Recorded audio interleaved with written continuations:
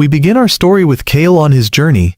We see him catching some fish when suddenly, without any warning, a person appears above him and asks him the question that will change his life forever. Are you interested in something called magic or what? As you know, our guy is just living his life and doesn't understand anything about it. But as the days pass, we see this person start training Kale to use his magical power. He learns that he must focus his power and start concentrating on the target in front of him.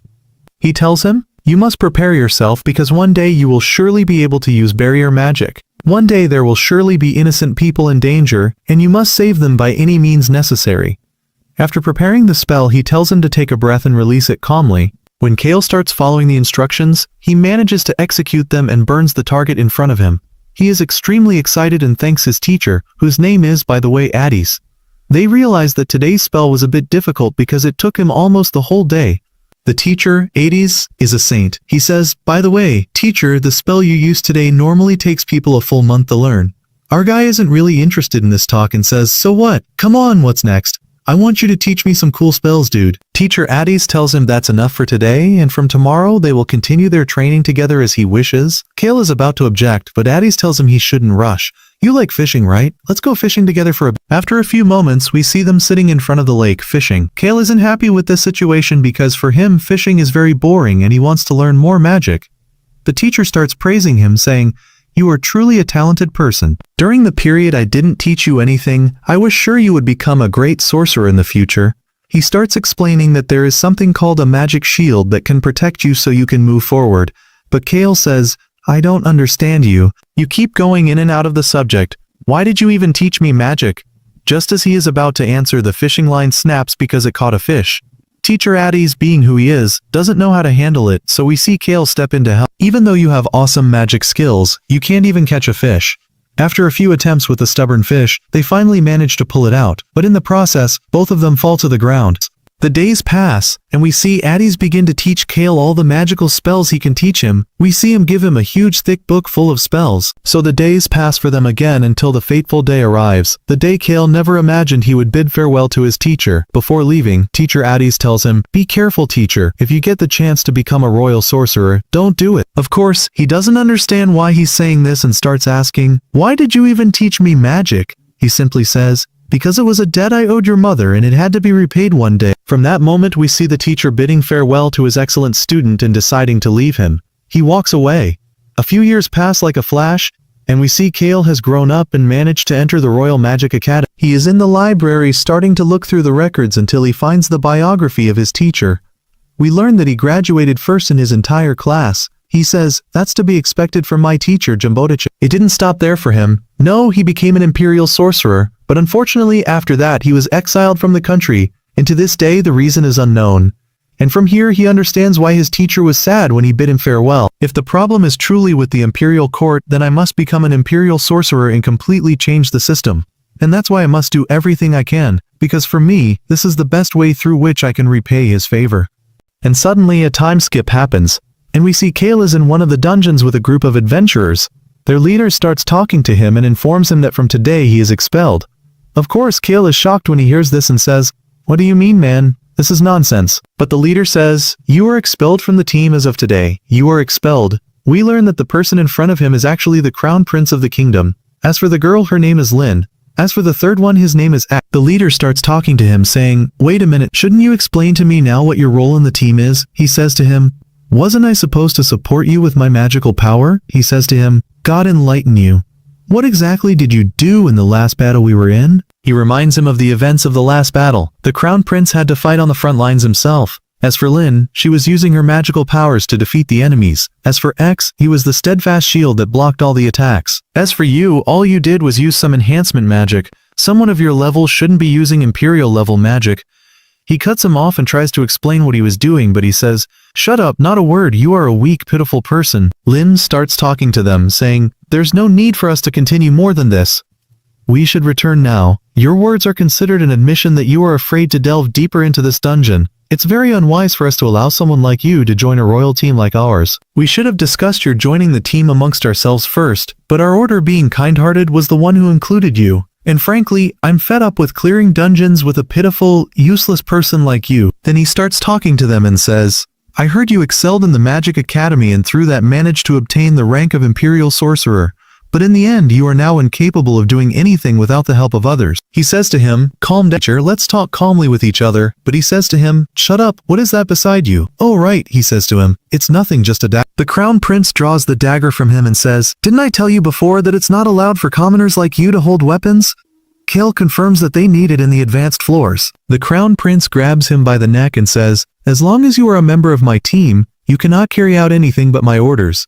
That's why I strongly object to someone like you continuing in our team. He forcefully removes the cloak he is wearing, which bears the Imperial Magic emblem, and says, you don't deserve it anyway. Kali is shocked by what happened to him. The world suddenly turned black before his eyes. As for the Crown Prince, before deciding to leave him and walk away, he informs him, we no longer require your services from today.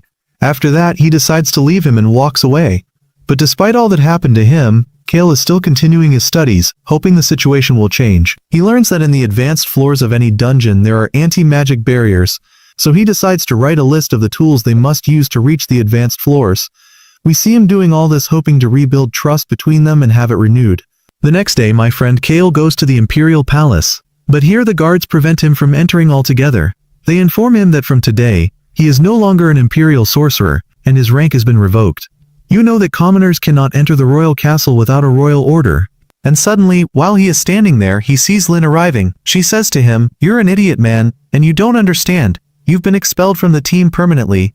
You've become a person, my dear, with no importance. As for the record radiation you managed to create when you were studying in the Royal Academy in the capital, it turns out it has no importance because the deepest floor any person has managed to reach is the 7th. As for you, you claimed you reached the 68th floor, which is almost impossible. Despite all the insults he is subjected to, he approaches her to make one final request. He gives her a letter and asks her to deliver it to the king. I only joined the Crown Prince's team because of a personal request from him. He asks her to deliver this letter to the king because it will help the prince in his new mission. She sees Lin approaching him and taking the letter from him, but she laughs a malicious laugh, and then she tears it up and throws it in his face, saying, what? Stop being naked and wasting time for nothing. She orders the guards to remove him from the place. Of course, Kale, seeing all that happened to him, is shocked and can't believe it. At the end of the day, we see him standing in front of the palace from afar. It's been 4 years since I graduated from the Imperial Academy and did everything I could to try to change the Imperial Court, but unfortunately, I couldn't change it. This makes him feel sad, and he apologizes to his teacher Addis for not being able to keep his promise. While he is standing there lost in thought, he is surprised by a girl calling out to him. The moment he sees this girl, his face shows signs of shock.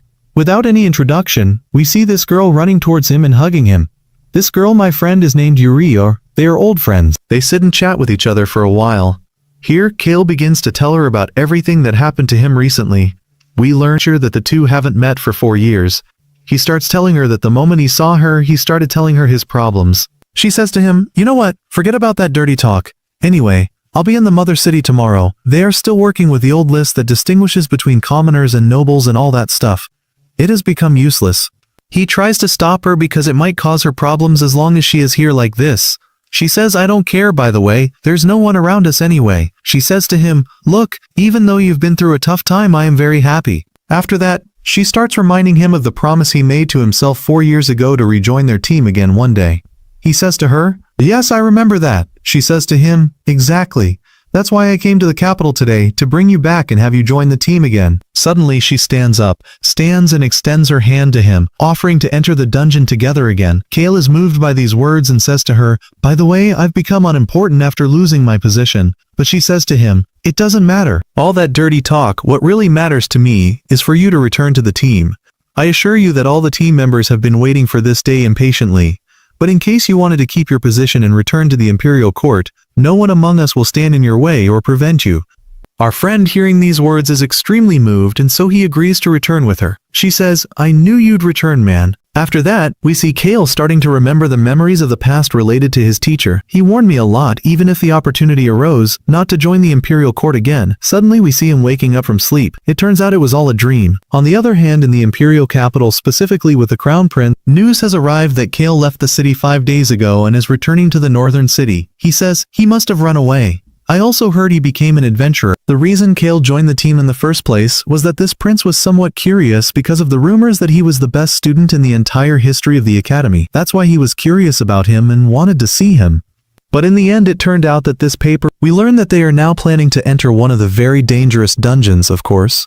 So the prince's name spreads everywhere in the world, and we leave them for now and return to Kay. We see he has arrived at the northern city. This city is nicknamed the City of Dungeons because it is full of adventurers and dangerous dungeons. This is the most suitable place for adventurers, and they can do everything they want there. She starts talking to our friend and lets him know they are now working on the western ruins. For you to join our team, the first thing we must do is join the Adventurers Guild. My heart? Let me be very excited because their great adventure will start from here. But the moment they enter the Adventurers Guild, the shock awaits them. The employee there informs them that Kay is not allowed to join their team because he doesn't have a license. He starts asking, what is this license you're talking about? They learn that to join the teams he wants to join, one must have surpassed the 30th floor. For anyone to be able to pass that floor, they must have a permit proving they have been an adventurer for at least 2 years. Yura starts talking to the employee saying, wait a minute, wasn't Chris supposed to have reached us and started resolving this issue with you? I'm sure before I left. She told me she would handle this matter herself. The employee confirms to her that Chris did come and told her everything. She says, you know what, forget the bureaucracy and all the nonsense you're spouting. Give me the license and forget about this dirty talk, and that's it. After our friends find out what happened, they are utterly shocked and confirm that it's impossible for them to obtain the license. They leave the Adventurers Guild. The girl starts blaming herself for being stupid. She should have handled the matter herself and not sent an incompetent person like that. She starts talking to him and lets him know that they managed to reach the 52nd floor in the dungeon. Frankly, I can't wait for us to wait 2 years for you to join the team with us. She says to him, it doesn't matter. The most important thing now is that we start from the place we can all start from anew. He says he has no problem with that. Indeed, my friend, we see the two decide to head together to one of the forests, and suddenly they are surrounded from all directions by insects. It's clearly a tricky situation, and suddenly we see Yura starting to showcase one of her magical skills, which makes her very fast, and she easily destroys the first insect. After that, she starts finishing them off one after another, and her speed is something insane. Yura starts talking to Kay, saying, look, I thought this trip would be simple and we could finish it in a few hours. I didn't expect this many monsters to be waiting for us. But Kale says to her, don't worry, I'm sure something happened in the forest, that's why all these insects are in this place. She says to herself, I never expected that the two of us would one day get stuck on the second floor and not be able to get out easily. And so Yura doesn't hold back and activates her defensive magic and starts advancing forward to start finishing off all these insects by herself. But Kale objects and tells her she can't do that. They must cooperate with each other. But she says, there's no need for that talk because until now you haven't been able to regain your full strength. As for me, these insects don't cause me any problems, I'm sure I can handle them easily. And since we are friends, it's my duty to protect you in your time of weakness. Because of this situation, Cole starts remembering his teacher's words when he said, you must use that power of yours to save your friends. And from here he doesn't hold back and approaches breaking all the restrictions he had placed on himself. He starts bombarding these insects with his shots and finishes them off one after another. The moment she sees this, she is extremely excited. The reason for the intensity was that there were a few insects about to attack him, but she intervenes and manages to finish them off in the blink of an eye. Now he has regained his full strength. We see Yura using one of her spells to give Kay the opportunity to use the strongest spell he possesses. Indeed, he manages to cast it, and the barrier after that strikes the entire place, and the remnants of this awesome spell with his unique style allow him to easily defeat all the insects. You thought it was over? You'd be wrong. Suddenly we see a giant worm emerging from underground and is about to swallow this girl, but she manages to hold onto her staff, so he confirms that the giant worm is the one behind everything that happened. He starts talking to her and asks her to use enhancement magic on herself. As for him, he unleashes his power and uses fire magic, through which he manages to set this giant worm on fire and sends it to the afterlife. Because of this awesome situation with his unique style teacher, they start reminiscing about the past when they managed to reach the 68th floor for the first time. We see the entire team was in trouble and couldn't do anything with him, but then he arrived and used one of his awesome spells as usual with his unique style to be able to deal. Our part begins with a flashback from 4 years ago, specifically at the Royal Magic Academy, where the graduation ceremony for ARC's class is being held. But after a few moments our gang arrives at the place. They start announcing that they have achieved a new feat. They managed to reach the 68th floor and defeated the floor boss. Of course, all the students are in an uproar, unable to believe what happened, because the highest floor anyone had reached before was the 37th. As for our guys, They go to receive their certificates. We see that the first one named Sharon managed to get 4th place in the class. As for Chrysia, she managed to get 3rd place. As for Yuria, she managed to get 2nd place. And finally, last but not least, the one who deservedly got 1st place is Ark. Each of them receives their certificate. As they are about to leave the academy, they decide to form an adventurer team together here.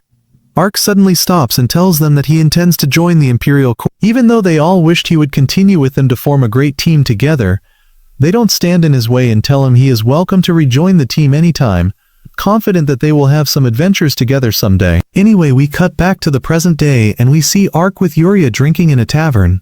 She tells him he must celebrate today with a clear conscience because it's his return party to the team. There's no room for slacking like before, especially since the last spell he used during their mission together almost backfired, and Ark says to her, "I was sure nothing like that would happen because of my defensive magic." Yuria says to him, "Yes, I know that, but you still have to be careful. It's clear that she's already tipsy after the first glass of liquor she drinks." She slumps over the table and falls fast asleep. Ark isn't surprised that this idiot hasn't changed since the last time. Every time she comes to drink liquor, she passes out like this. He uses his magical power to put her cloak on her shoulder. He is surprised when someone talks to him. "It's clear you're an adventurer, but you're not from this city. Everyone here is just a bunch of ruffians, and such behavior doesn't come from them."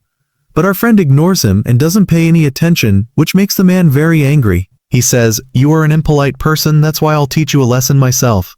He decides to smash a bottle over his head, but who does he think he's dealing with? Ark managed to use his magical power to protect himself. The man says, "Oh, I'm surprised by you." Before he could say anything else, Ark looks at him and realizes the man starts talking to him and calling him by his name as if he knows him. "From what I know, you are an imperial mage. I'm very surprised that someone from the elite mages like you is in a lowly place like this." Suddenly, we see him take something out of his pocket and place it in front of him. The moment Ark sees it, he is shocked. It's the permit he wanted to get from the guild. The man says, "Consider this my apology for what I did to you. But be careful, I have one condition for you to take." Ark says, "Wait a second, I don't understand, explain clearly." He says, "There's nothing to it, all I want is to see your magical power." Ark is surprised by this guy. He seems strange and suspicious. He starts asking him, "And who are you?" Suddenly Yuria starts to stir. The moment she sees the man, she is shocked because he is the guild master. She starts asking, "What are you doing here? Did you come to drink liquor?" Ark says, "Wait, are you really the guild master or is this girl drunk? No, you can come with me now and check everything." And indeed, after a few moments we see they are in an underground combat arena. The guildmaster starts talking to Ark, explaining that they usually use this place to test teams that want to raise their rank. Ark says to him, "So, let me understand, you brought me here just to test my skills, nothing more." He says, "Exactly. All you have to do is amaze me with your magical power." Yuria intervenes and objects to this, but here Ark stops her and says he agrees, because his magical power hasn't run out yet. This is a perfect opportunity for him to catch up with them, get the permit and enter the same missions with them. Yuria says, "Enough, really, we can't waste any more time than this." After that we see Ark and the guildmaster standing in the combat arena, each preparing in their own way. The man says, "Look, my friend, let me introduce myself first. I am Level, the guildmaster." Ark says, "Wait a second, that name sounds somewhat familiar to me. I think you are the powerful mage who managed to form an S-rank team before, right?" The guildmaster says, "Correct, but that was a long time ago." After moments of observation and preparation from both sides, we see Ark take the first step and begins to attack him with ice magic. It wasn't easy, but the guildmaster dodges it with ease. After that he starts gathering his magical energy and prepares to attack him. But who is he dealing with? Ark, the son of a dragon, manages to dodge it easily and starts to assess the situation. He realizes the guildmaster has the advantage at long distances, so he decides to close the distance. But at the same moment we see the guildmaster start using multiple spells on himself to enhance his movement and strengthen his body. A punch misses Ark's side. Ark is standing there not understanding anything, but the guildmaster doesn't stop there. He starts running around him in every direction. At the first moment of distraction, he decides to lunge at him. But Ark had anticipated this and managed to activate a magical barrier. That wasn't enough, because the guildmaster manages to break through it and slams him into the wall. Of course Yuria is very worried about him when she sees this. As for the guildmaster, he starts praising Ark and says, "By the way, you're not bad." Our friend gets up from the ground and says, "Now I'm sure you were an S-rank adventurer before." This makes him start thinking about how to avoid his attacks. I finally realize this idiot understands that he left the Imperial Court, meaning he isn't bound by any restriction. He starts laughing to the point that the guildmaster is surprised by him. He says, "Don't be surprised because I was always holding myself back with restrictions, and now I am, so to speak, a free person, so I'll use all my power with ease."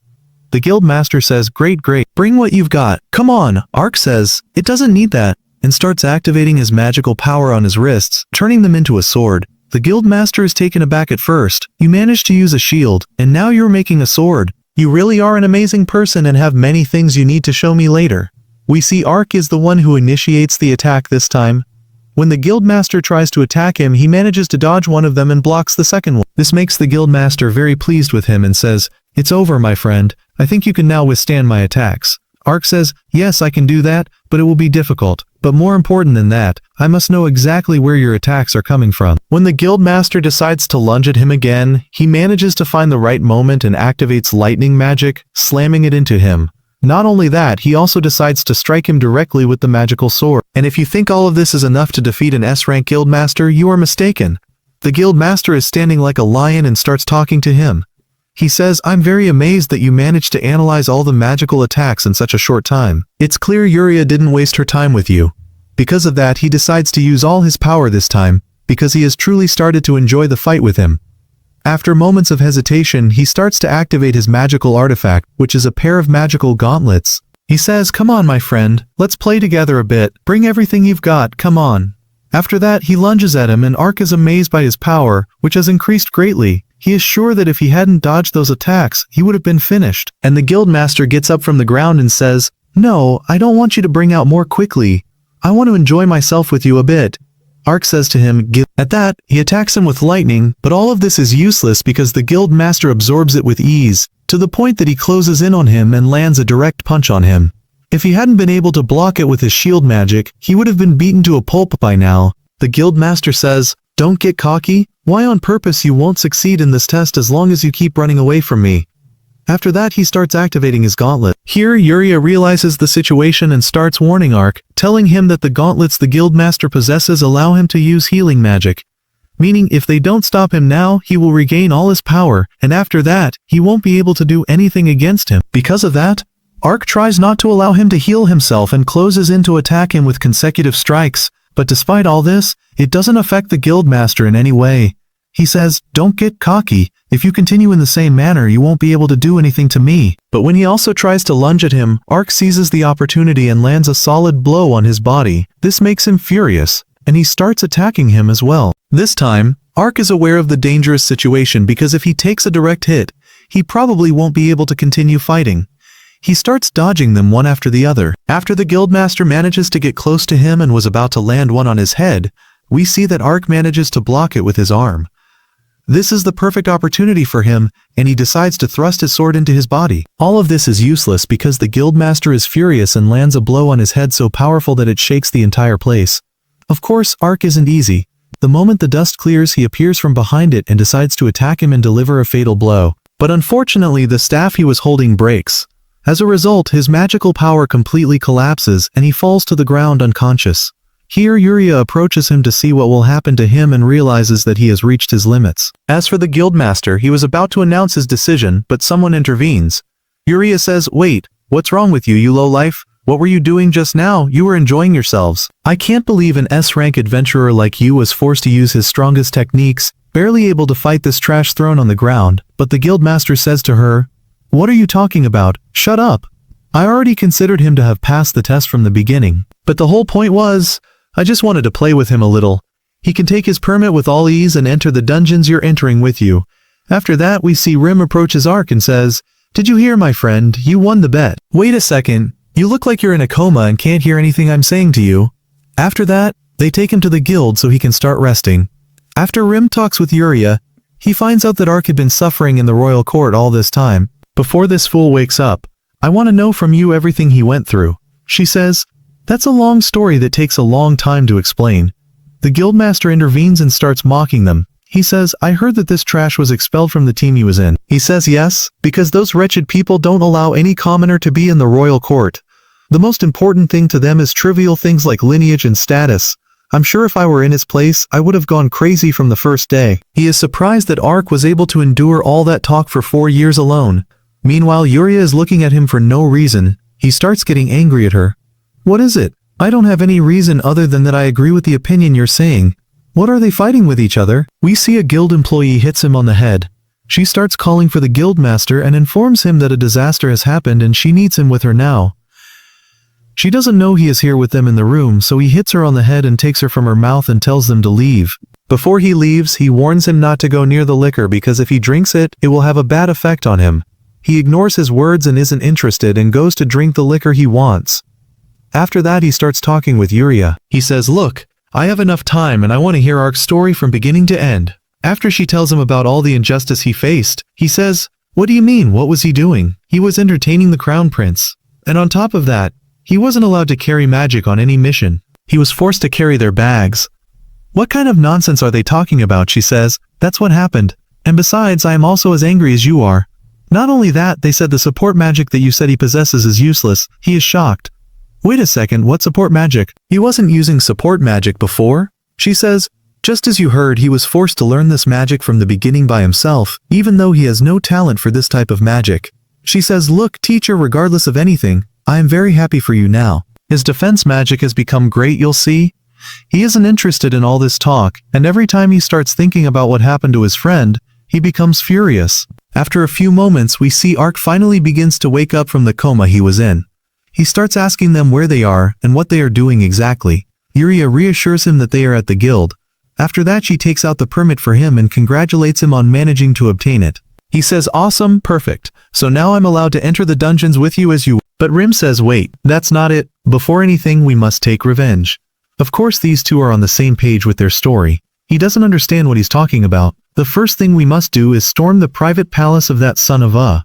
Up to that son of a miser, catch him and beat the hell out of him." But Ark says to him, "By the way, teacher, I'm not angry, half as angry as you are." But Rim says, regardless of anything, you can't accept the situation without any resistance. But Ark tells him that what he wants to do is forbidden because teams aren't allowed to fight among themselves.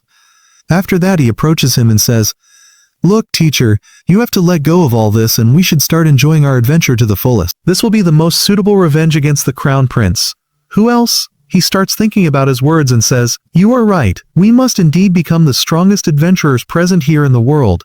With me, the moment that son of a miser the crown prince finds out that we have become the strongest adventurer team in the world, and you are one of us, he will surely become furious. If his city falls into trouble one day, he will come to us like a dog, child or despicable, coward, begging for help, and I will be very happy at that moment to say no to him and hit him just like he did to you."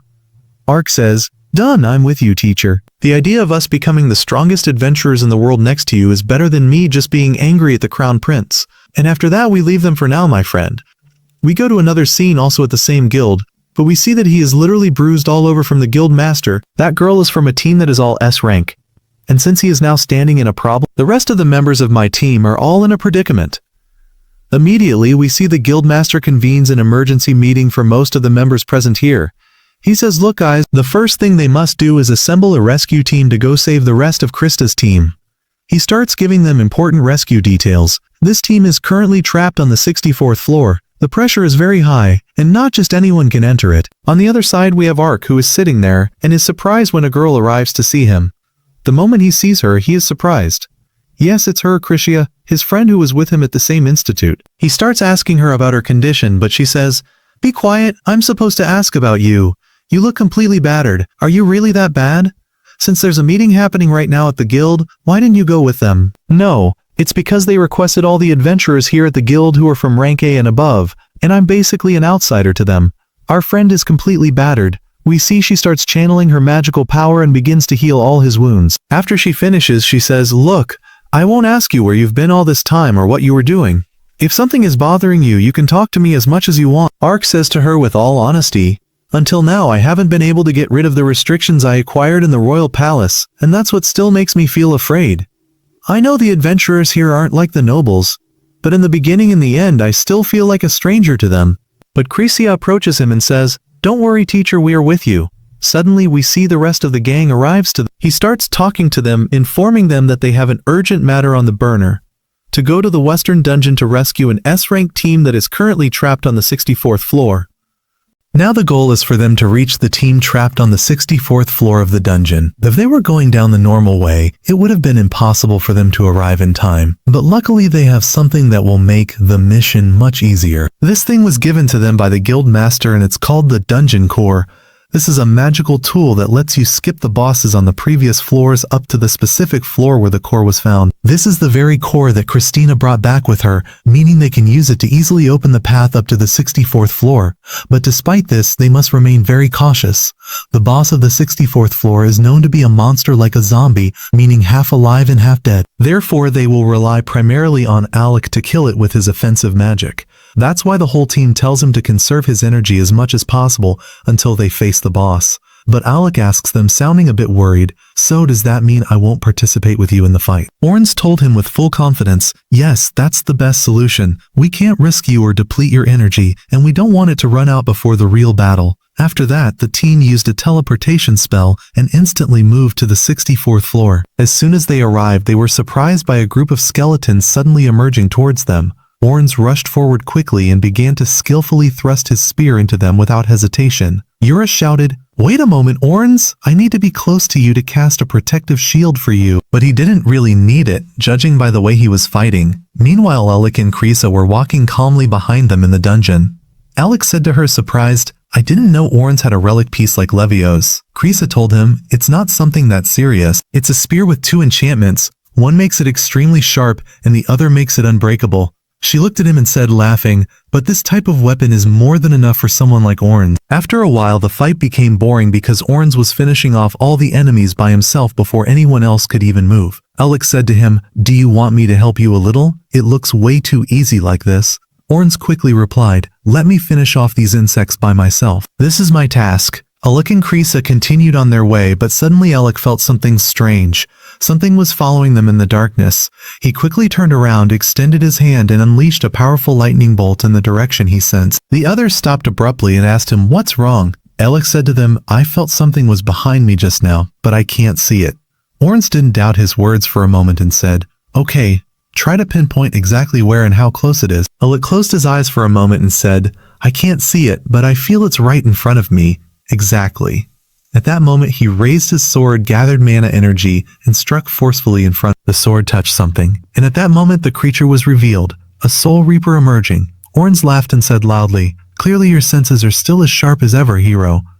The way Orange spoke made Alec suspect that Orange knew about this creature's existence from the beginning. But to be fair, Orange did know that this floor had invisible monsters, but he had no way to confront them, so he pretended not to know anything and left it to Alec to discover on his own, to boost his confidence.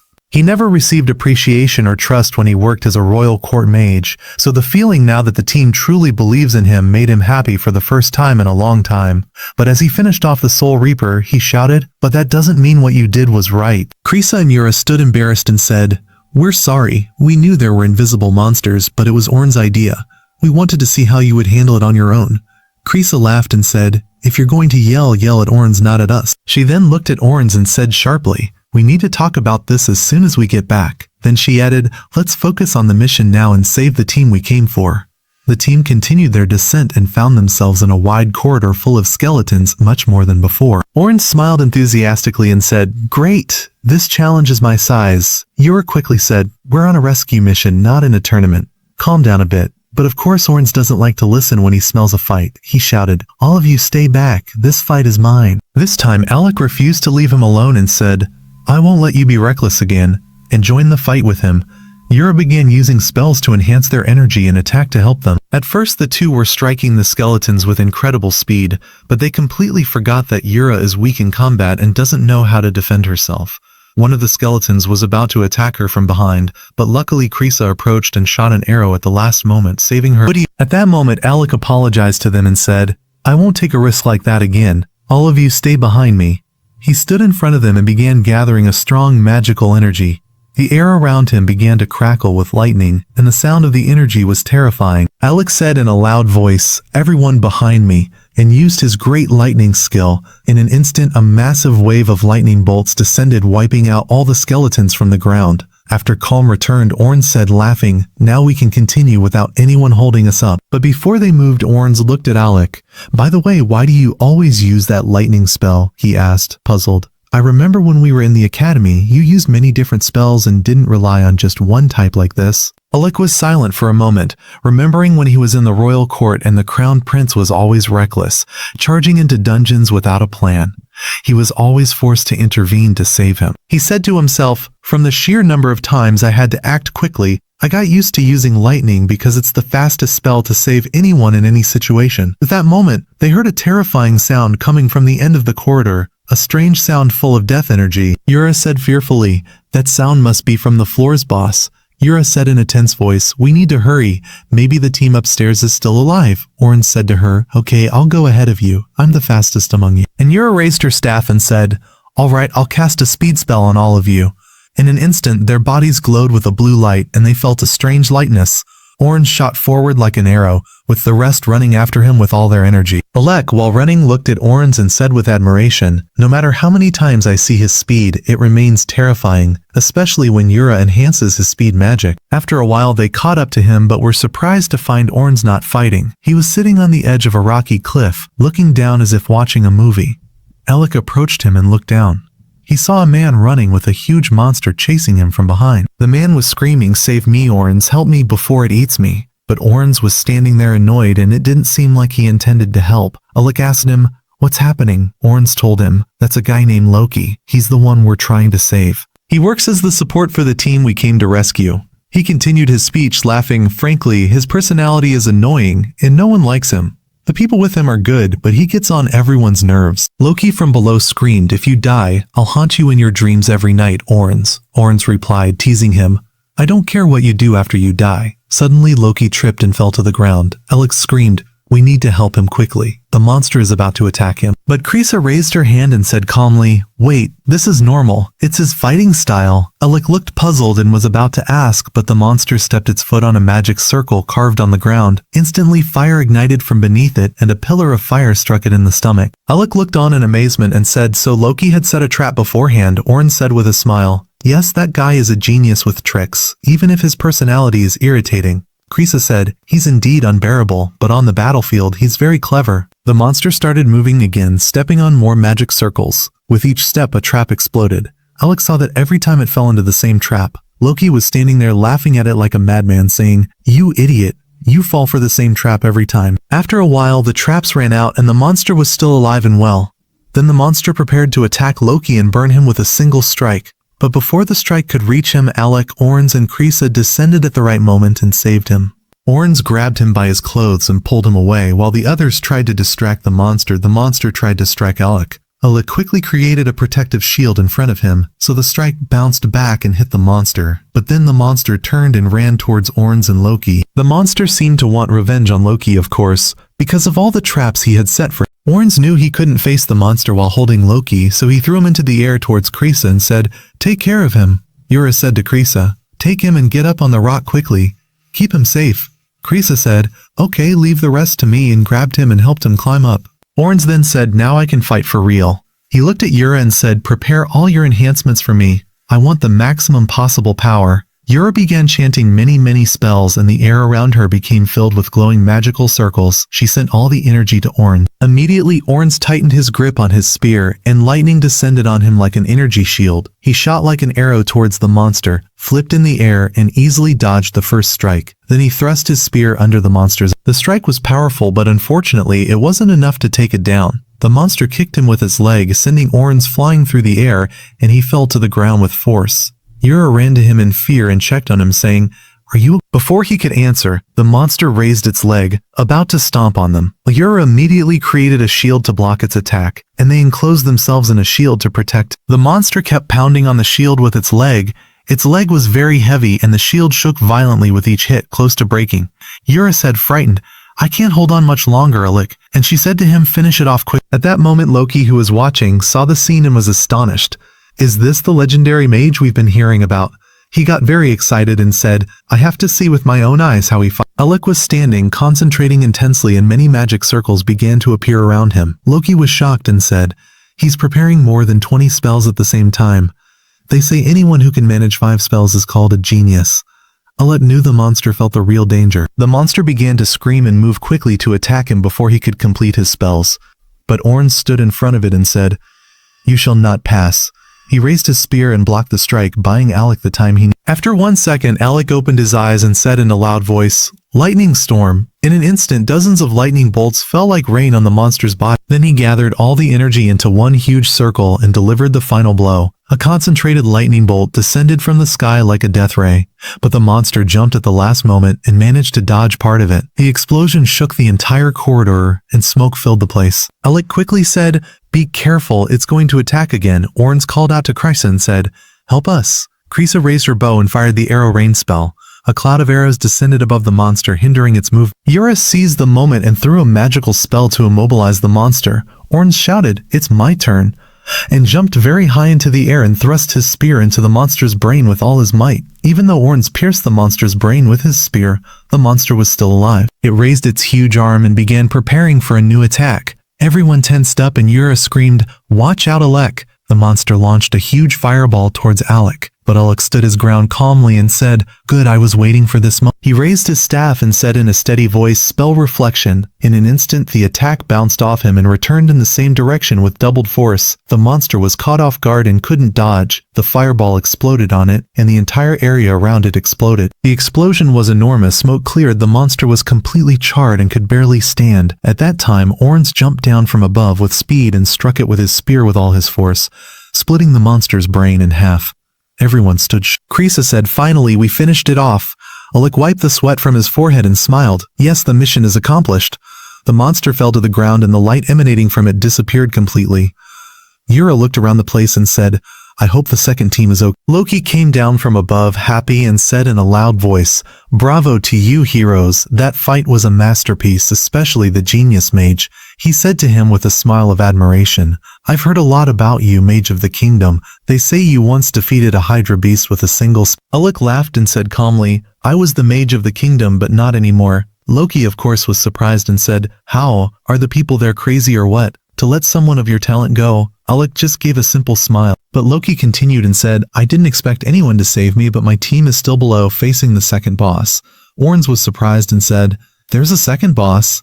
Loki said, breathing quickly, "Yes, when we came down here, we discovered that this floor has two bosses. One of them is the one I was fighting, and the second is the one my team is fighting right now. It's a knight wearing black armor, but it doesn't seem alive. It's like an empty suit of armor controlled by an evil magic." Krisa said fearfully, "You mean our physical attacks won't affect it at all?" So Loki said quickly, "Exactly, and that's why we need Alec there. His magic is what can end it." He took out a strange silver cross from his pocket. "Take this piece. It's a relic called Shivar. This piece will help you use your power from up close." Alec took it puzzled and said to him, "You're giving it to me for free, just like that?" Loki laughed and said, "Yes, but with one small condition." Yuri said, "I'm sure there's a catch behind this condition." Loki said to her, "No catch now. All I want from you is to fight the upcoming boss without using magic."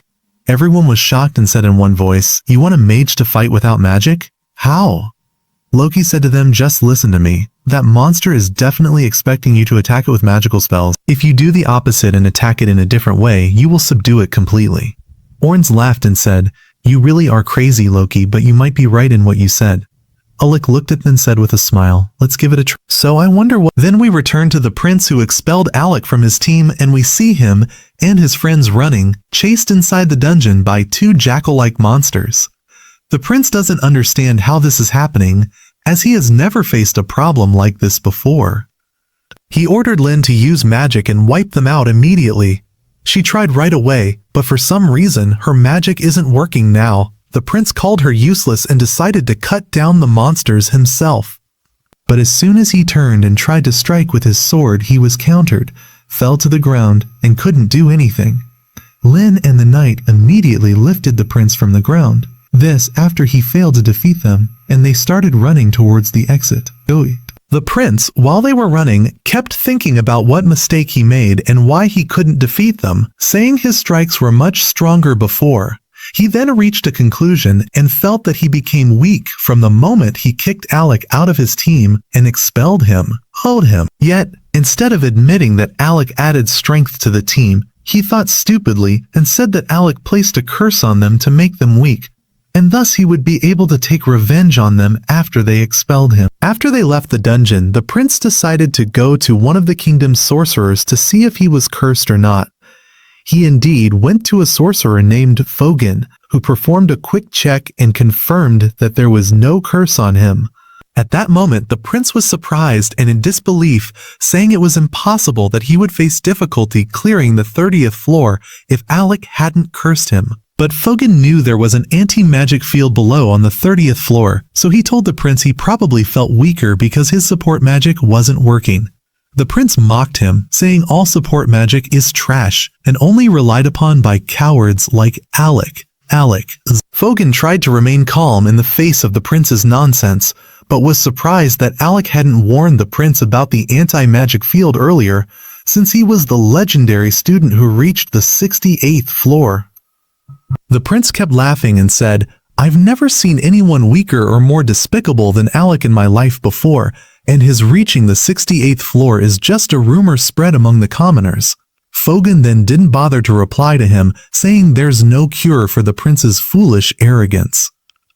Suddenly, a guard entered and informed the prince that the king wanted to speak to him regarding the matter of Alec. The prince smiled, thinking his father would be on his side.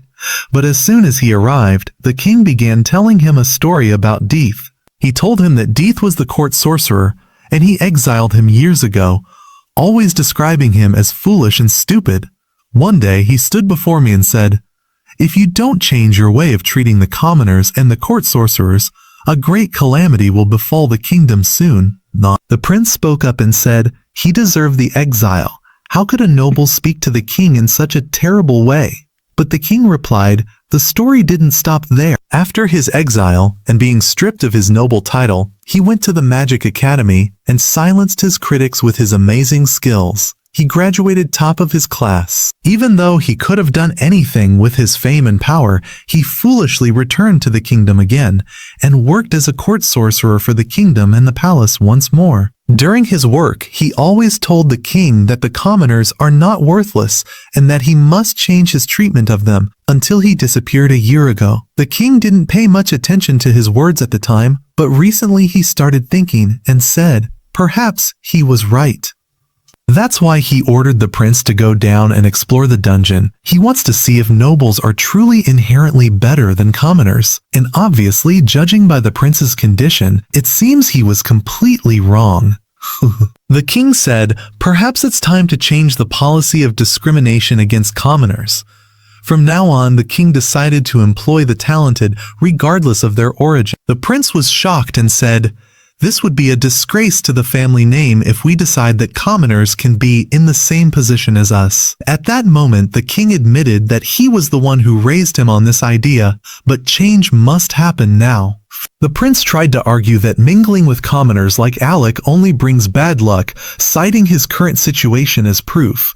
But suddenly, a guard presented the king with Regulus, the remains of the book written by Alec. The king explained that when Alec left, he wrote a complete guide on how to plan for the 30th floor, specifically for Lin.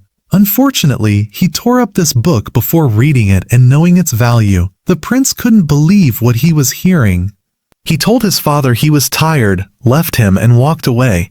As he was leaving, the king called the sorcerer Fogan and asked him to help his son and stay with him. Fogan promised he would help him with all his strength. As the prince was leaving, he was literally having a nervous breakdown, unable to believe that Alec had hidden all this from him. He said, if Alec was talented and knew all these things from the beginning, then the problem was with me. I am the weak one. He gets extremely angry, literally breaking everything around him, and calls for Fogan, saying, I need your help. We return then to our hero Alec, who was asking Loki why he didn't want him to use magic against the boss. He understood that the ancient tools were powerful, but the boss was supposed to be immune to physical attacks, so he thought defeating him with a sword would be difficult. He told them, I know that Alec can defeat him using the sword. He just wants to pretend to be a close-range fighter, so the boss doesn't expect him to use magic. But Krisa didn't understand why they had to go through the trouble and deceive the monster. So Loki explained to her that this boss is as smart as they are. Nanto. Of course, Alec was surprised that the fighter was very intelligent and thought like them. Loki, of course, understood his suspicion, but asked him to hold back and stick to the sword until he gave him the signal. Alec agreed immediately. Regarding the signals, Loki told Krisa that he needed her help. He said the path to his companions was far on foot, so he wanted to use instant teleportation magic. But his mana wouldn't be enough, so he needed some mana from her. Everyone, of course, tensed up when they heard instant teleportation because it's a national secret, protected, and knowing its details alone could implicate them and get them into big trouble. But unfortunately, there was no other solution before them, so they decided that if any disaster happened, they would blame it all on Loki. He was drawing the circle and explaining the method of instant teleportation to Krisa. Yuri asked Alec, "Can we rely on Loki, Sodi?" Yuri told Alec, "We can't trust him blindly, but we can rely on him." She told Alec that she doesn't like his attitude, but when it comes down to it, they can rely on him 100%. She gave an example from 2 years ago. Loki led a large group of people into a high-difficulty dungeon, and thanks to his planning, the mission succeeded without a single casualty. So at that moment, she decided to give Loki's plan her full trust. When the circle was complete, they all entered. So Yuri was amazed. It was her first time seeing real instant teleportation. But Loki told them this was a simplified version, and would send them to a place he determined. He warned them that he would send them directly in front of the boss, so they must be ready to fight as soon as they landed. And Loki activated the circle, and in the blink of an eye, they disappeared from their spot and appeared in front of the rest of Loki's team, who were fighting the Dark Knight. Loki's friends looked completely battered by him and said, "We couldn't face him. We should have run as soon as we saw him." At that moment, one of Loki's friends took out a magic orb and gave it to the fighter Krista, saying, "Go to the guild with this quickly, deliver all the information, and ask them to send fighters of Class A and above." Krista immediately took the orb and ran off. At that time, the two friends of Loki standing before the knight decided to attack him.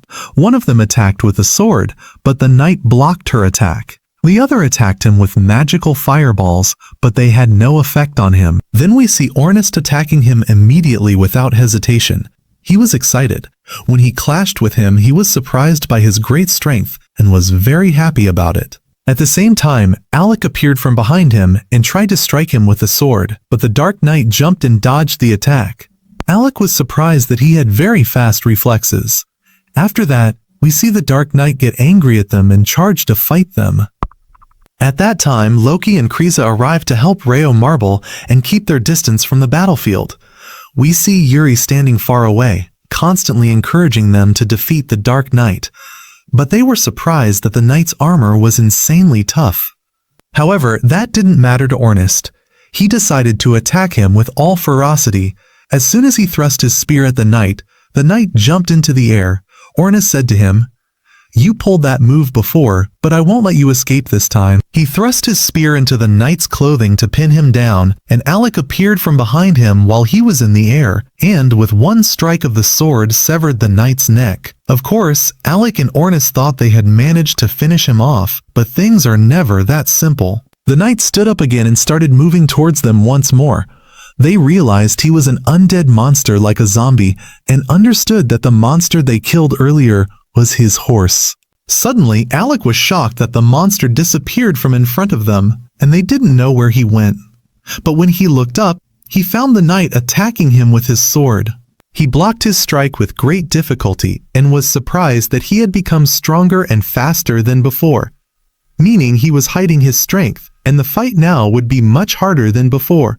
But thank God, Alec wasn't alone. While he was holding the knight, Yuri was casting a spell on Ornest to strengthen him. When Ornest was ready and prepared for battle, he immediately attacked the knight and delivered a spiritual strike that was able to knock his sword away.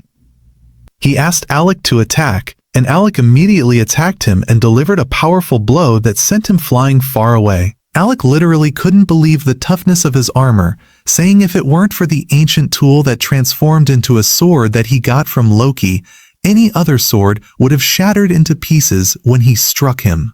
And since the knight is essentially a zombie, no matter how much they hit him, he would keep reassembling himself and getting up.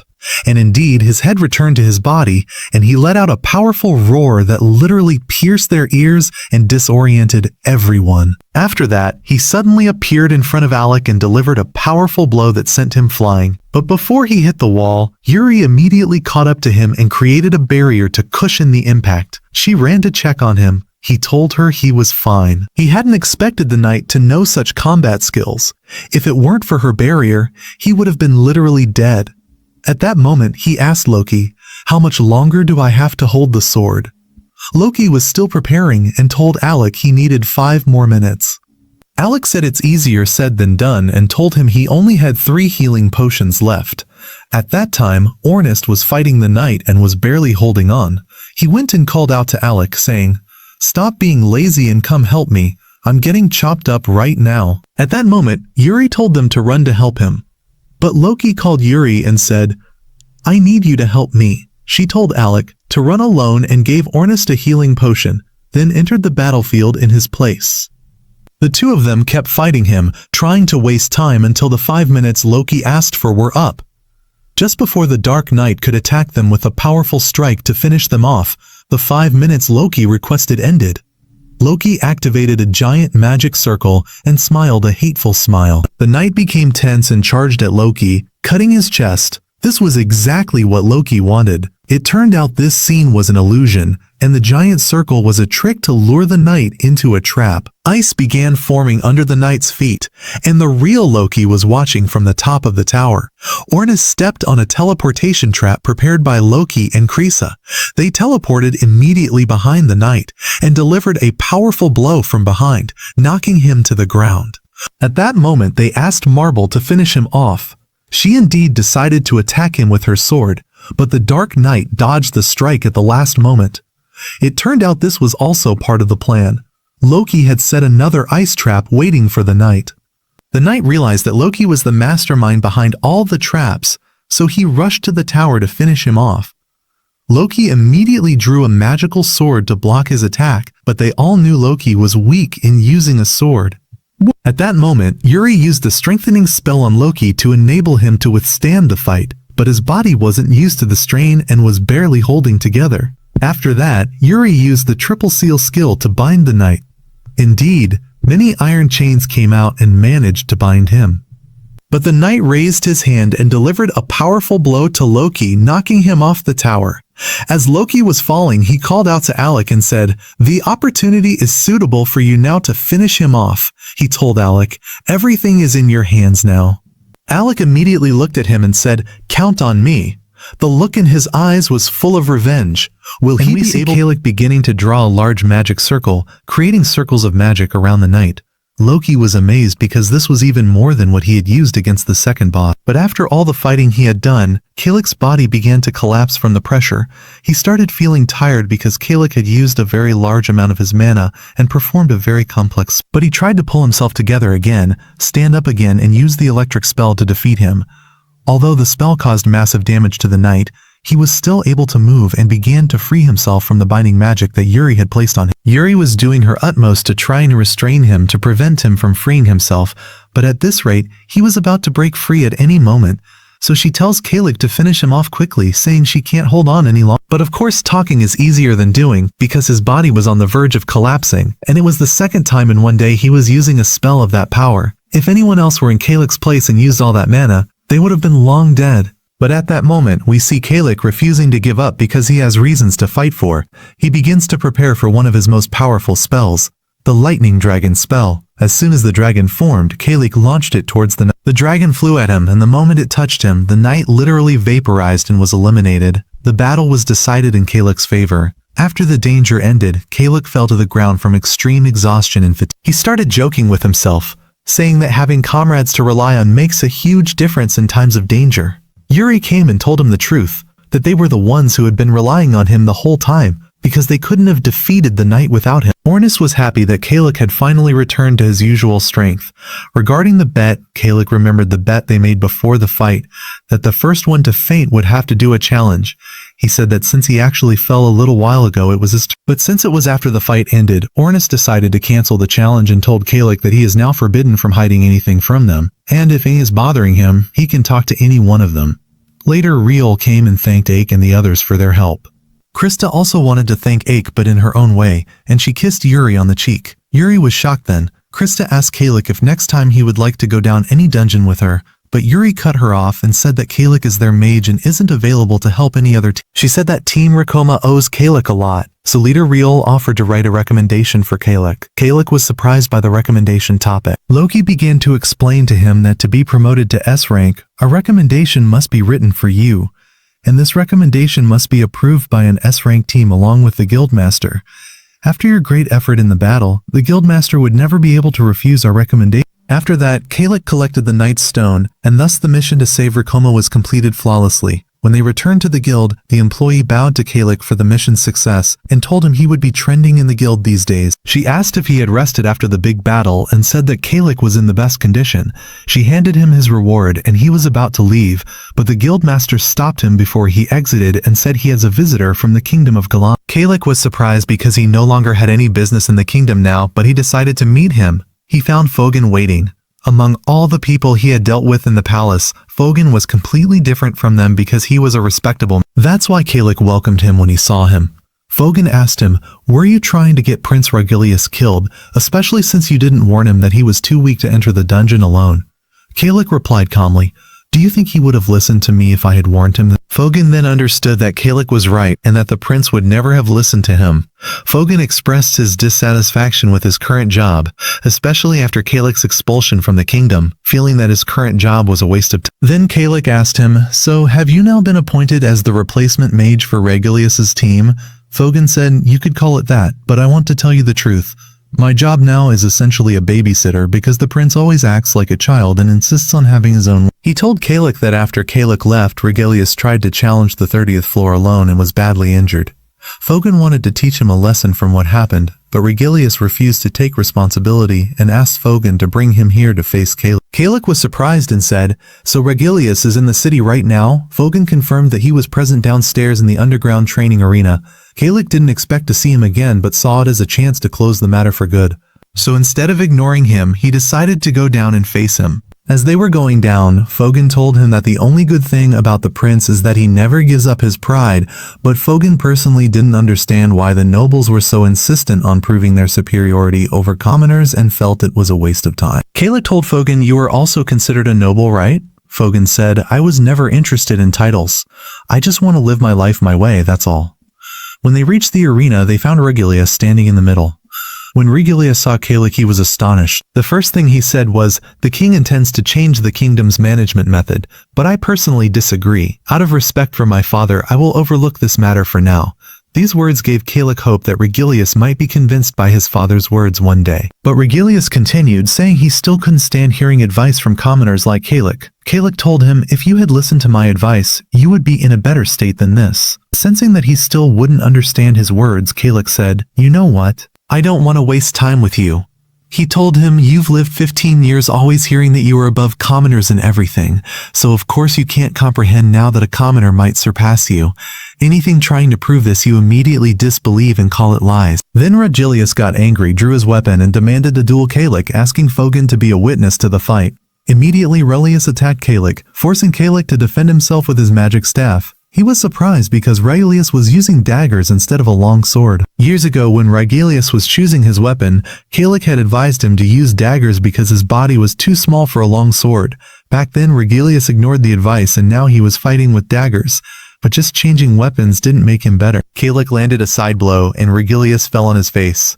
Kalik felt that Fogan had a hand in arranging this, so he asked Fogan, "What did you say to Regilius?" Fogan said, "I simply told him that if he wants to prove his words are right, he must defeat Kalik in a real fight. In the end, he is the one who chose to come here to fight you." He told Kalik that the prince needed them to set him up because he hadn't thought of any dirty tricks to win against Kalik and decided to challenge him in a direct fight. Fogan told him that the daggers Regilius had were ancient artifacts, so their power was immense. When Regilius attacked Kalik again, Kalik managed to block his attack, but his shield broke. That was the best he could do. Regilius had trained extensively with daggers for this confrontation, which made him realize that Kalik's support magic was the only reason he had gotten far in the dungeon. After expelling Kalik, he tried to pass the 30th floor many times and always came out battered, not understanding why until he decided to read the collected pages from Kalik's report. He was stunned when he found that every word Kralik wrote was correct. If he had used it from the beginning, he wouldn't have failed like this. From reading, he learned that Kralik was very talented, which made it harder for him to accept that he had wronged him. So Regilius told Kralik to use the ancient artifact and face him seriously. Then Kralik asked him, "Are you sure you want to fight me knowing the difference in our power?" Regilius refused to back down, but before the clash, Kralik asked him a question. Is it true the king intends to change the kingdom's management? Regilius confirmed and added that his father had been testing the power of commoners, which is why he sent Regilius and Kralik to the dungeon together. If it was a test for Kralik, he understood why the king had always treated him kindly. The best news Kralik heard today was that the 4 years he spent as a mage in the kingdom were not wasted. After that, Regilius told Kralik to get ready because he wouldn't hold back and would use all his power. He activated the ancient artifact and charged. The prince kept trembling because he knew what was going to happen but waited for Kralik's blow to come from one direction. But at the moment of impact, Kralik changed trajectory and struck the ground instead of Regilius. The prince asked him, "Why did you spare me?" He thought of all the insults, neglect and ridicule he had subjected Kralik to. Kralik told him that he had built his identity on being superior because he was a noble, and that alone wasn't real. Regilius wondered, "What should I do with myself now? I came here to die by your hand, thinking that death was the best solution to preserve my honor." Kralik looked at him with pity and didn't know what to do. He usually doesn't laugh at people's expense, but this situation was truly funny because he thought Regilius had come to scold him as usual, but was surprised that he came to ask for life advice instead of insulting him. Then Kralik told Regilius that he wasn't angry. When Regilius understood that Kralik wasn't mad at him, he apologized for his behavior. Kralik was surprised and hadn't expected Regilius to admit his mistake. He understood that the prince was raised this way, which of course wasn't an excuse, but as long as he was ready to change, Kralik decided to help him. He extended his hand to help him up. Regilius extended his hand but then quickly withdrew it, still embarrassed and holding on to a bit of his pride. Afterwards, Regilius' kingdom mage Robe apologized for taking it that day and told him he could have it back if he wanted. With it was a letter from the king saying there was an empty seat waiting for him in the kingdom if he wished to return. Kralik asked, "Is the king ordering me to return?" But Fogan said it was a request, not an order, and if he wanted to refuse, there was no problem. Kralik said, "I don't need the robe nor the letter. I am happy with my team now and do not intend to return to the kingdom." Regilius accepted Kralik's decision and gave him the robe because it was his right. Then Regilius asked Fogan that they leave, saying, "I have nothing more to say to Kralik." As he was leaving, there was a slight smile on his face, and it was clear that Kralik and Regilius had started to like each other after previously disliking each other. But was Regilius' smile sincere, or was he plotting something against Kralik? Kralik and Regilius had started to like each other after previously The next day, we see Alec wanting to go out with them. At first they all agree, but when they find out he wants to go buy things from the market, they immediately make excuses. Ernest says, "My stomach hurts, I'm busy." And Claire says, "Take Yuri and go out, just the two of you. I have several important errands." Yuri is surprised because they've never refused any of Alec's requests before. So Alec says to her, "No problem. What do you say, since you're free, will you come with me?" Yuri is of course surprised by his offer and agrees immediately without any hesitation. They walk in front of the shop selling armor, weapons, and magical tools. Yuri advises him, "Be careful and always try to buy from the regular shops, not the specialty stores. The sellers in the specialty stores are very exploitative and will sell you things for multiple times the price." And sure enough, the first vendor they come across tries to trick her. He tells her, "I have a magical orb. Just by eating it, you'll be able to fight for 10 consecutive days without any fatigue or exhaustion." He was obviously trying to scam her. Alec immediately pulls her away and says, "Come with me, stop this nonsense." They continue on their way and Alec tells her, "If you want to buy something next time, ask Ernest or Claire." She replies, "I thought about that before and asked them to buy things for me. They wasted my money and only bought useless things for themselves that are completely unnecessary. That's why I refused to let them buy things for me after that."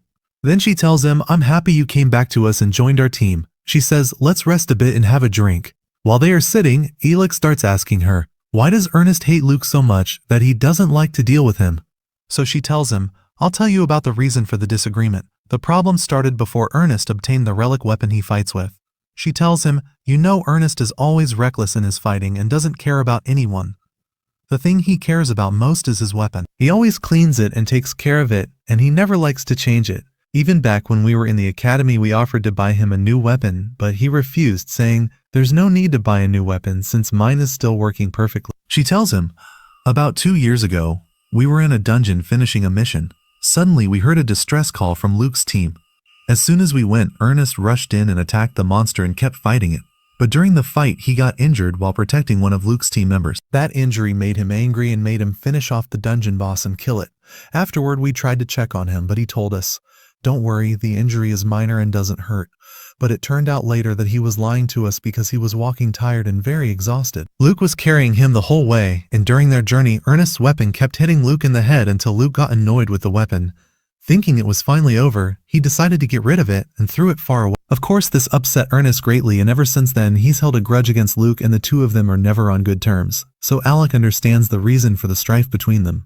Alec then asks Yuri, "Well, why don't you like?" She says she's always arrogant and proud, and she imitates her way of talking for him. Afterward, they go back to the market, and there Yuri finds a magical necklace. This necklace doubles the mana capacity of mages. Yuri says it's very rare and wants to buy it, but finds its price high and doesn't have all the money, so Alec decides to pay for it and buy it for her, saying, "We're in the same team, we should help each other." She is very happy with his help.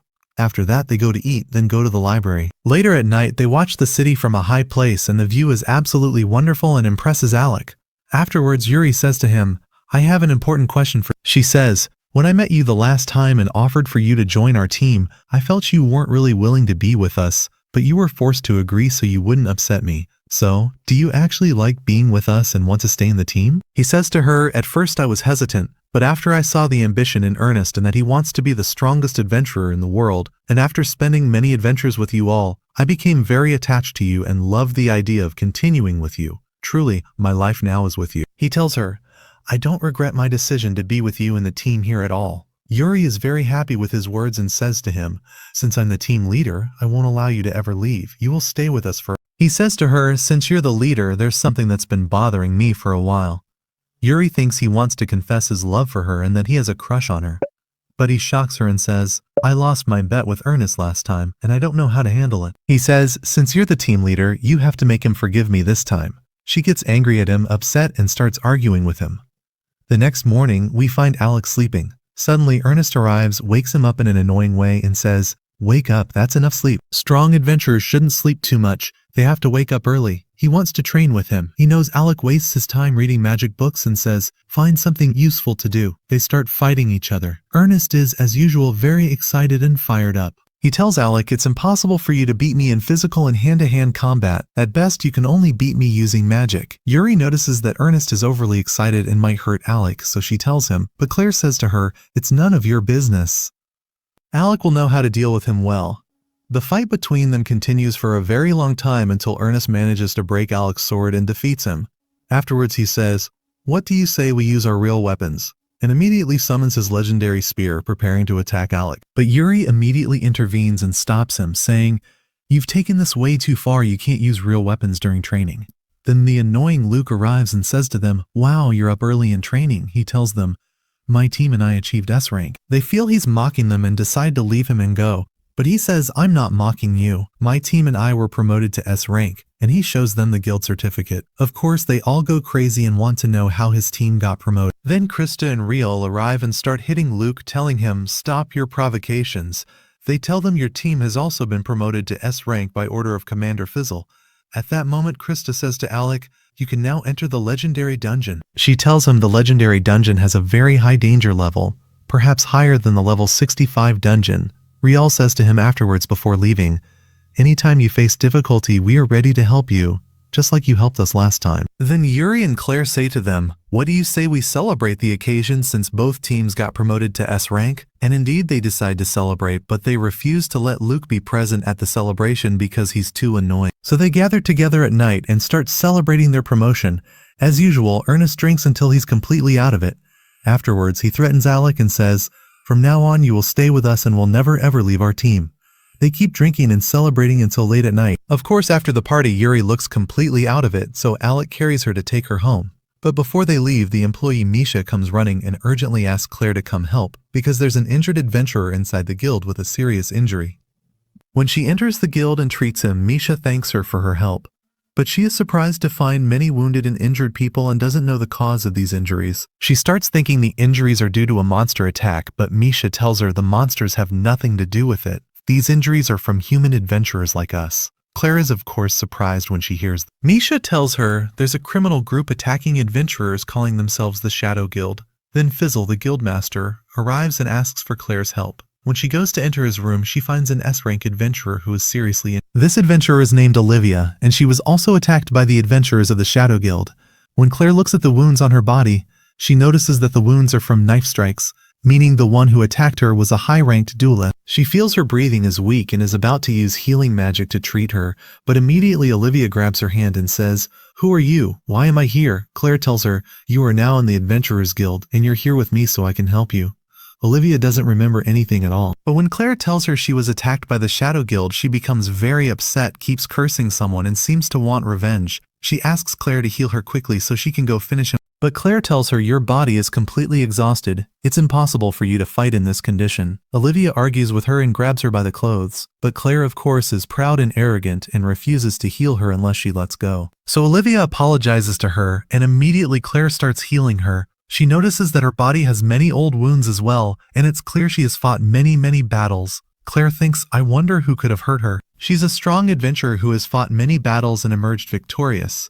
She uses healing magic on her and stays up next to her until the next morning. And we return to our hero Alec, who is sitting in the library reading many books about magic so he can enter the legendary dungeon and have a lot of information about it.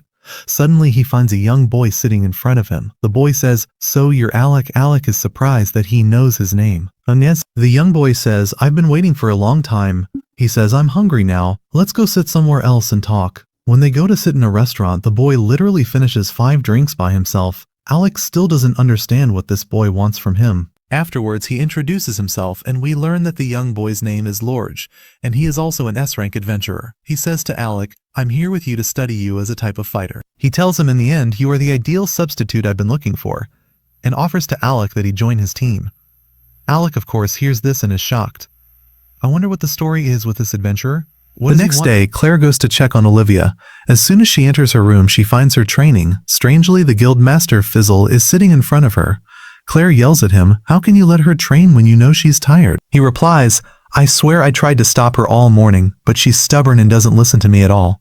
Even when I asked her about the Shadow Guild, she refused to tell me any information." So Claire goes to Olivia herself, holds her hands to calm her down, and tells her, "You are still injured, don't be afraid." After that, the guild master asks her, "Tell us, what information do you know about the Shadow Guild? Who attacked you and did this to you?" But Olivia still refuses to answer and tells them that she is fine now and asks Claire to use her healing magic again to fully heal her. However, her way of speaking as usual doesn't sit well with Claire, so Olivia apologizes to her. Claire then asks the guild master to leave because she will start treating Olivia and no man should be present among the girls. She kicks him out and closes the door in his face.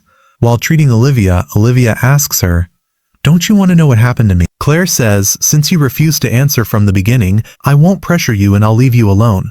What's important to me is treating you. I don't care about anything else." Afterwards, Olivia genuinely feels herself starting to improve, so she begins to apologize to Claire, saying, "I'm sorry for the way I spoke to you the first time I saw you and for my rude way of dealing with you." But Claire isn't upset with her, hugs her, and then uses a spell in her mind. Olivia asks, "What are you doing?" Claire says, "This is a healing spell that will improve your mood and condition." We learn that when Claire was young and feeling upset and sad, her mother would come and hug her immediately and use this spell on her mind to change her mood so she wouldn't be sad anymore.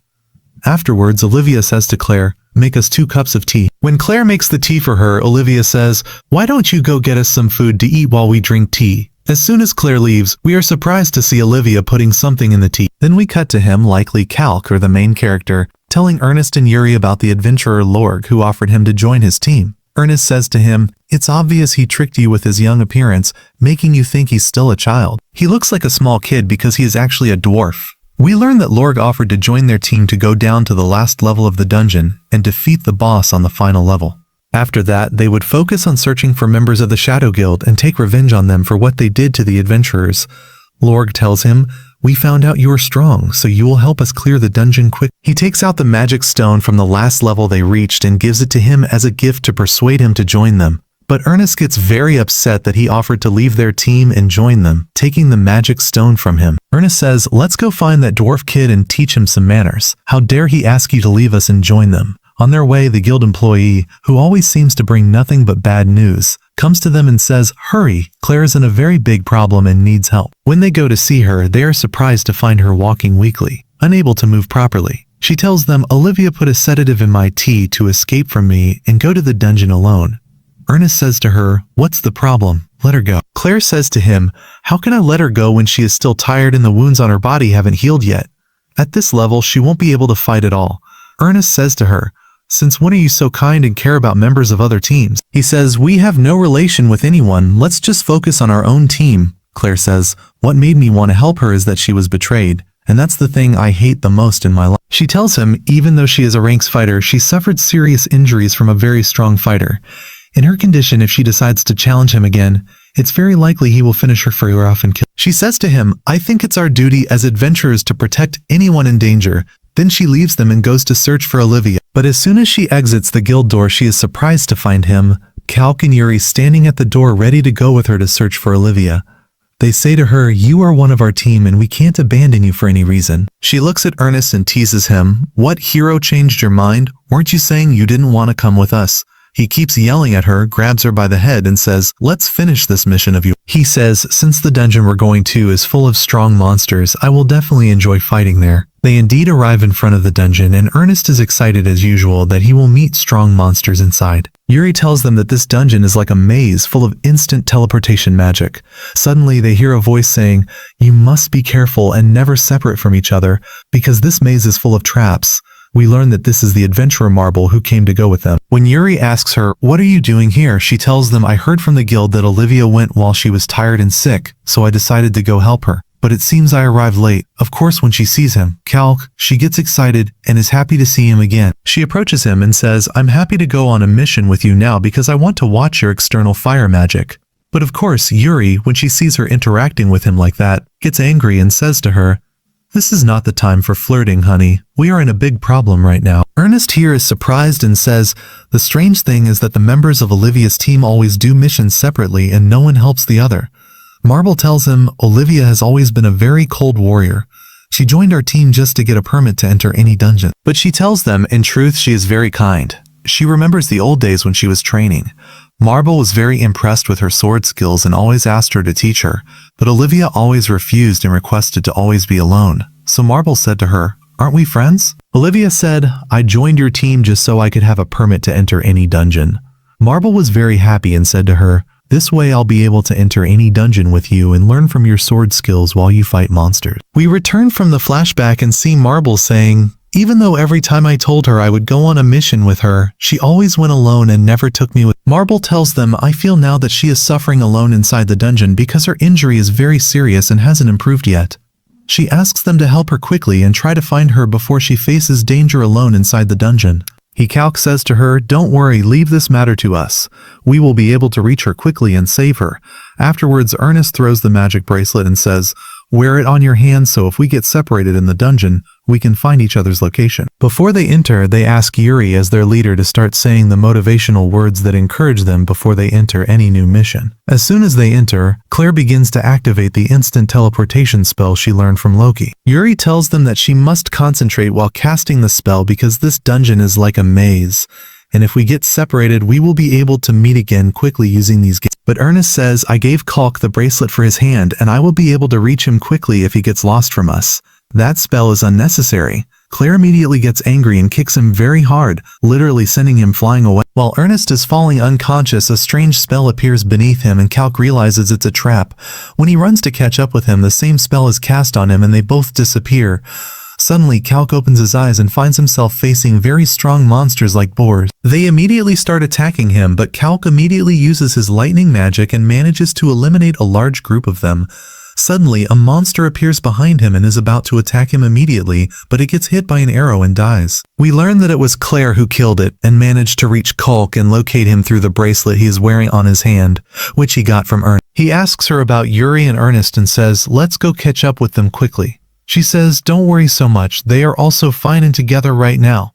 Unless you're making up a new excuse because you don't want to continue the mission alone with me." After that, they start walking through the dungeon to return to Ernest and Yuri. On their way, they encounter a very large group of monsters and immediately start fighting. Calc is happy that he is fighting alongside Claire and says to her, "I didn't expect your skills in using the sword to be so strong." She tells him, I spent a very long time training and using the sword without using any magic spells at all. She tells him it was impossible for me to let Ernest keep mocking me and saying that I'm a weak swordsman. Then they continue their way. Here, Claire says to him, you keep praising me and saying that I'm a great fighter, but you are the strongest among us. You can use combat magic and support magic at the same time. Suddenly they find the bandage that Olivia was being treated with lying on the ground, and they realize she is close to them now. At the same time, we see Ernest and Yuri running from a very large number of monsters because Ernest was the one who opened the door to all these monsters. At that moment, Yuri uses earth magic and manages to break the ground beneath them, making a very large rock lift them up and away from the monsters. But Ernest isn't used to running away from any confrontation at all.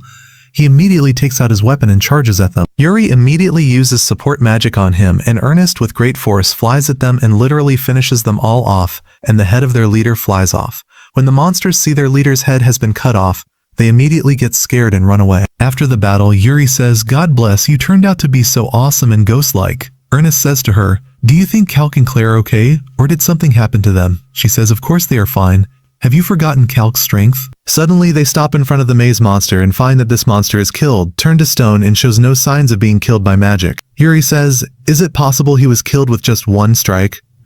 Ernest isn't surprised at all and says, I know who did this. It must be the owner of the sacred sword, Milia. We learn that this Milia is the leader of Olivia's team and that he defected from their team and joined the Shadow Guild. We see him talking to a leader of the Shadow Guild who says to him, why didn't you finish off Olivia since you are so strong and managed to kill the dungeon monster with one strike? He says to him, my history with her is very bad. I know all her movements, but she is a strong fighter. The leader says to him, since you refused to kill her, why did you decide to join the Shadow Guild? He says, I didn't join you out of love for you. I joined to experience something new and to be able to increase my power level. Suddenly, members of the Shadow Guild enter and tell the leader that there are intruders, meaning, of course, Calc and his friends. The leader of the guild says, finish them off quickly. He gets very excited for the fight and then eats a very strange magic stone. We cut back to Calc and Claire after they find Olivia's location. She is of course surprised to see them and says, it must have been Lorg who told you my location. When they try to take her back with them because she is injured, she of course refuses and says, I haven't taken my revenge yet. I haven't gotten my battery. She says to Claire, I don't want you to use your healing magic on me because I know you will refuse to help me with it now. When she leaves them and walks away, Claire gets very angry and says to her, after you brought us all the way here and we got exhausted because of you, you want to just leave us and walk away so easily? She asks Calc to stop her from escaping. He says to her, do you want to take revenge on the Shadow Guild alone? She says, the Shadow Guild has nothing to do with this. These are personal matters between me and someone else. She says, I want to settle my score with my former leader, who was the reason my mother was killed. She is of course referring to leader Milia. She begins to cast a teleportation spell, and Claire and Calc run towards her to stop her. But suddenly all three of them disappear. When they open their eyes, they find themselves in a monster's lair, with a very large number of giant monsters standing in front of them. So, what will happen next? Will our heroes be able to defeat these monsters? Will Olivia be able to get her revenge?